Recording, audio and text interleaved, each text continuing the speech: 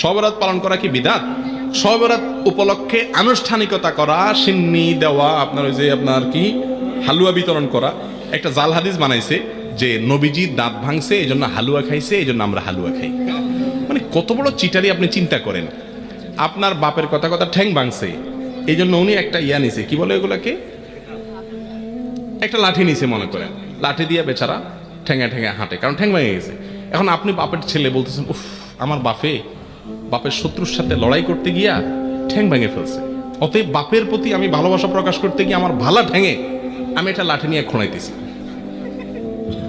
বাপে ওই লাঠিটা নিয়ে মাথা দিয়ে মারবে কি পারবে না, যে বেয়াদব তুই তো আমার ভেঙাইতেছিস, ঠিক না? ঠিক।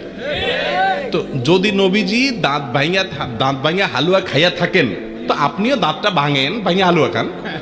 আপনি আস্ত ভালো দাঁত নিয়া সবরাতে হালুয়া খাইতেছেন, এর চেয়ে বাটপারি আর কিছু হতে পারে? আর ওহুদের যুদ্ধ কি শাবান মাসে হয়েছে? আপনি এটা কোথায় পাইছেন? এগুলা সবগুলা হলো এই হালুয়া ঘুরির জন্য আপনার মাসালা বানাই নেওয়া আর কি। ভাইরা আমার, সবরাত কেন্দ্রিক রাত্রি জাগরণ, দিনে ইবাদত এবং আপনার আরো যত কাজ আছে, এগুলো কোনোটাই আসলে বিশুদ্ধ হাদিস দ্বারা প্রমাণিত। তবে হ্যাঁ, বিভিন্ন হাদিস থেকে এইটুকু বোঝা যায়, এই রাতে আল্লাহ রাব্বুল আলামিন হিংসুক এবং শিরকারী ছাড়া বাকিদেরকে আল্লাহ সাধারণ ক্ষমা ঘোষণা করেন। কথা কি বুঝাতে পারছি?